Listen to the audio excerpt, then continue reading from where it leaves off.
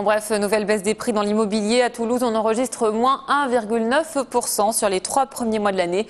Pour 2010, les notaires prévoient malgré tout une stabilisation du marché, et ce dans les grandes villes. C'est finalement un organisme peu connu du grand public et pourtant il forme à des métiers qui ne connaissent pas la crise. L'IFRAS, Institut de formation, recherche, animation sanitaire et sociale, récemment baptisé Institut Louis Laringue, est implanté à Toulouse. Ce soir, nous recevons son directeur Félicien Danglot. Merci d'être venu nous voir. Auxiliaire de puériculture, aide-soignant, éducateur spécialisé. Donc ce sont des métiers qui visiblement recrutent actuellement. Oui, ces métiers ne sont pas en tension. Aujourd'hui, ça recrute beaucoup dans ces secteurs.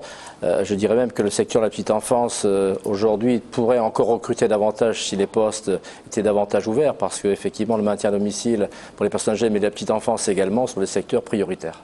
Sur quel salaire on peut tabler? Eh bien, pour un éducateur spécialisé, peut démarrer à 1 500 € net, peut terminer sa carrière à 2 500, 2 700 €, avec différentes sortes de primes, que ce soit des primes d'internat, des week-ends ou jours fériés. Et ce après 1 à 3 ans de formation, tout dépend de la branche. 3 ans de formation et lorsque vous n'avez pas d'allègement, effectivement, si vous avez un diplôme universitaire suffisamment conséquent, vous pouvez faire une formation dite allégée.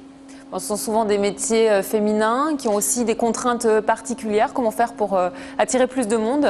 Oui, attirer plus de monde, ce n'est pas le cas parce qu'aujourd'hui, par exemple, pour un concours d'entrée d'éducateurs de jeunes enfants, vous allez avoir 700 ou 600 candidats pour une quarantaine de places. C'est plutôt pour les métiers d'aide à domicile. Tout à fait. Les métiers d'aide à domicile n'attirent pas forcément les jeunes personnes qui sont en difficulté pour donner des soins plus intimes à des personnes âgées.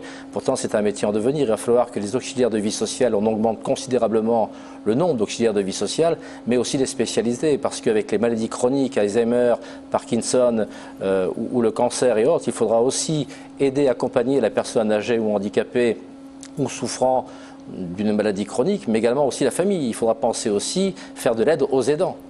Dans notre région, c'est une particularité, il y a plusieurs centres de formation, il n'y a pas un unique centre de formation à tous ces métiers, du coup c'est plus de concurrence. Pour vous, comment vous considérez ça? Concurrence, non, si effectivement, je vous disais tout à l'heure, on a 800 candidats pour 40 places, donc il n'y a pas de concurrence, effectivement, mais on sent aujourd'hui quand même un peu de tension, puisque vous savez que les universités tendent à essayer de se mettre sur le même territoire que des formations que nous avons, dans le cadre de la licence master et doctorat.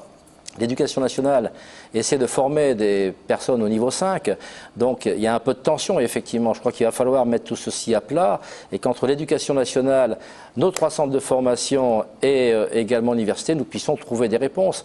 Particularité de la région Midi-Pyrénées, nous n'avons pas d'IRTS, ce qui est une bonne chose parce que je pense qu'on a 3 centres, rappelez-nous, Institut régional de travail social. Et effectivement, on a 3 centres de qualité, Saint-Simon, Erasme et IFRAS. Aujourd'hui, vous avez des cultures différentes de formation, que vous venez de l'IFRAS ou de Saint-Simon ou d'Erasme, mais dans une équipe pluridisciplinaire, c'est toujours intéressant d'avoir des gens d'origine et de culture et de formation différentes, alors que dans un IRTS, vous allez forcément avoir qu'une seule culture.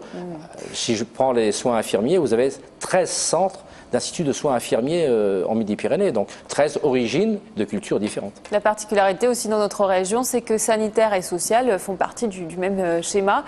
Directeur, ça permet de faire des passerelles. Quel est l'avantage, quel est l'intérêt? Le côté intéressant, c'est qu'effectivement, dans la prise en charge maintenant d'une personne, vous avez autant de soins pratiquement que d'accompagnement. Donc il est intéressant, je vous rappelle quand même que dans 1950, les formations d'infirmières et d'assistants sociales étaient communes, puisqu'il y avait les centres d'hygiène sociaux. Voilà, et donc on revient un petit peu vers ça. Les passerelles sont faisables, bien que les cultures sanitaires et sociales qui pourraient paraître très proches sont difficiles à mettre en œuvre parce que ce sont justement des cultures. C'est le côté intéressant. Peut-être de faire effectivement des passerelles entre le sanitaire et le social. La région Midi-Pyrénées l'a bien comprise, puisqu'effectivement, il n'existe qu'un seul schéma, un schéma sanitaire et social. Que les universités puissent prendre en charge ce genre de formation, ça vous ne le voyez pas du tout d'un bon oeil? Ce n'est pas forcément d'un bon oeil, mais je dirais, j'ai 3 casquettes. La première, une casquette de citoyen, effectivement développer les formations au sein des universités qui sont décentralisées sur Albi, sur Cahors, et de rapprocher l'étudiant à l'usager du centre de formation qui limite les frais de l'étudiant et en plus un service public où les formations seraient gratuites, c'est un bon oeil. Quand je prends ma casquette de directeur général, j'ai quand même 50 salariés, mes autres collègues directeurs de formation également. Et puis si je prends ma casquette d'usager ou de parent d'usager, je me dis mais quelle qualité de formation, quelle culture ont les universités alors que depuis 1904, l'Institut de périculture forme les auxiliaires de périculture et les péricultrices.